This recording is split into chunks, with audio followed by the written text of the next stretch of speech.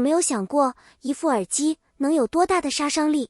侯明昊只是随手发了一条分享同款耳机的动态，评论区却在几分钟之内直接被刷成了另一个剧集的续集现场。没有人在讨论耳机的音质，也没有人在问链接，所有人的第一反应都是同一个名字：谭松韵。这条本该平平无奇的种草视频，就这样被网友们生生看成了一场官宣。事情要从头说起，谭松韵和侯明昊这对组合，很多人一开始是不看好的。一个35岁，一个28岁，年龄差摆在那儿，古装剧里演少女和妖王，怎么想都容易违和。但事情的发展完全出乎所有人的意料。逍遥一开播，弹幕就没停过。一个演活泼灵动的逍遥，一个演外冷内热的红叶，两个人往镜头前一站，那种松弛感根本不像是第一次合作。互对是真的对，宠溺也是真的宠。观众磕着磕着就忘了年龄差这回事。但这件事的背后其实藏着一个更微妙的心理。你们知道追剧最难受的是什么吗？不是剧情虐，是剧终了。逍遥的结局，很多人到现在都没缓过来。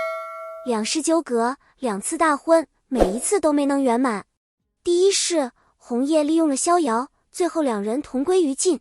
第二是女主带着前世记忆重新选择，却依然被命运摆布。大结局彻彻底底的悲剧收场。屏幕按下去的那一刻，弹幕里刷的全是意难平3个字。而就在这个时候，另一件事发生了。角色的故事结束了，可观众的情绪并没有跟着结束。这是一种很典型的追剧后遗症，心理学上有个说法叫做与 quote 平行世界补偿与 quote。角色没能在一起，观众就会本能地把这份未完成的情感投射到演员本人身上。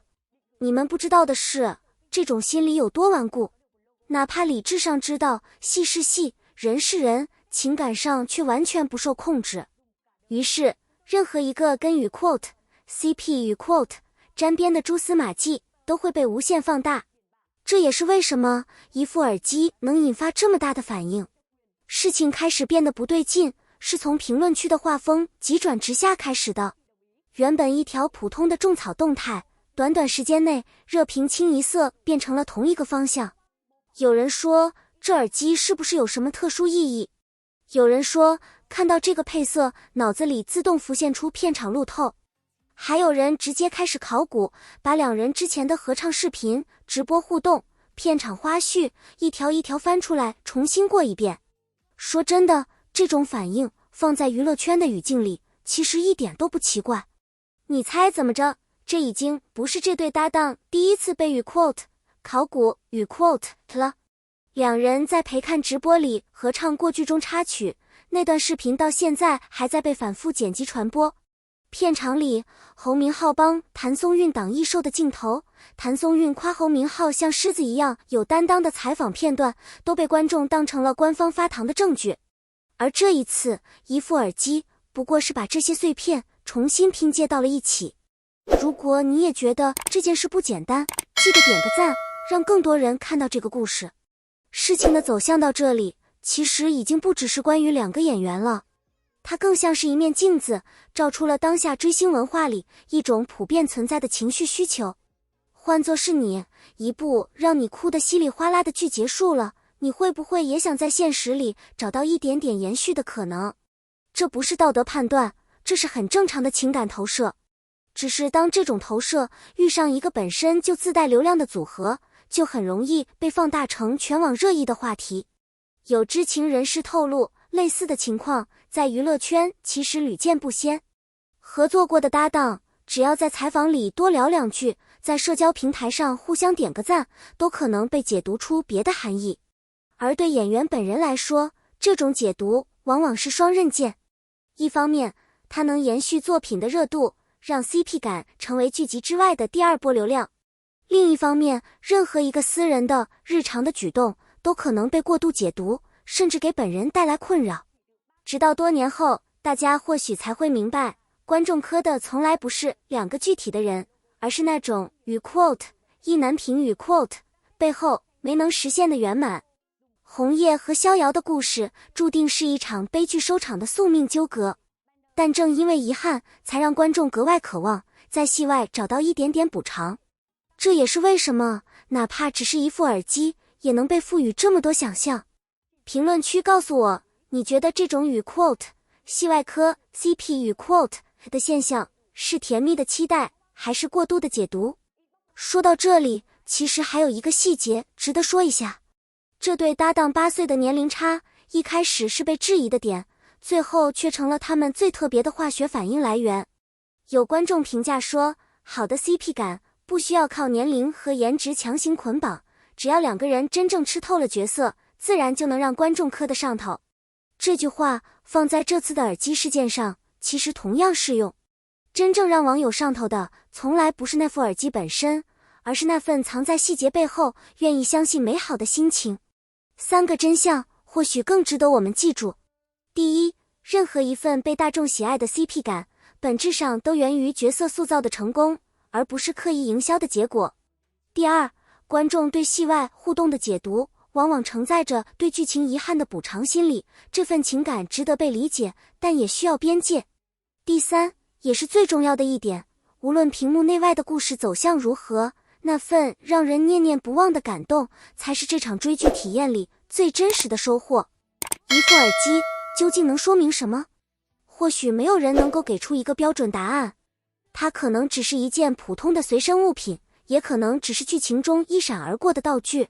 但真正打动人心的作品，往往正是这样一个不起眼的细节，却足以让无数观众在故事结束之后，依然久久无法释怀。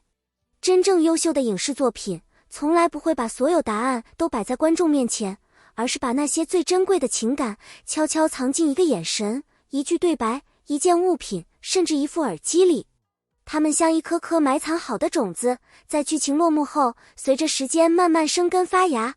当某一天，我们再次看到那个熟悉的画面，或者听见那段曾经出现过的旋律，那些曾经以为早已遗忘的情绪，又会在一瞬间重新涌上心头。也许这就是经典作品真正的魅力，它留给观众的从来不仅仅是几十集的剧情，不只是跌宕起伏的故事，更不是几个令人难忘的人物，而是一种能够陪伴我们很久很久的情绪记忆。那些细节会随着时间不断被重新解读，那些伏笔也会因为人生阅历的变化而拥有完全不同的意义。第一次观看时，我们看到的是故事；第二次观看时，我们读懂的是人物；而多年以后再次回头，我们才终于发现，原来真正触动自己的是那个曾经被忽略的细节。一副耳机连接的不只是声音，更连接着回忆、遗憾、陪伴与成长。它见证了一段关系的开始，也见证了一段故事的结束。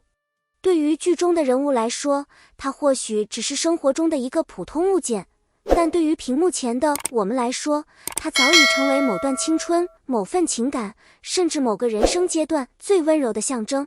所以，当我们讨论一部作品的时候，真正值得铭记的，从来不是它创造了多少热度，也不是它取得了多少成绩，而是在故事结束很久之后，它是否还能让我们因为一个不起眼的小细节，再一次心跳加速，再一次鼻尖发酸，再一次想起那些曾经陪伴我们的感动。因为真正的好作品，从不会随着大结局而结束，它会停留在观众的心里，在未来的某一天，以一种最意想不到的方式，再次轻轻敲响我们的记忆。如果你也曾因为某一个细节而久久不能忘怀，欢迎在评论区分享你的故事。或许我们怀念的从来都不是那个道具，而是那个曾经认真追剧、认真感动过的自己。我们下期见。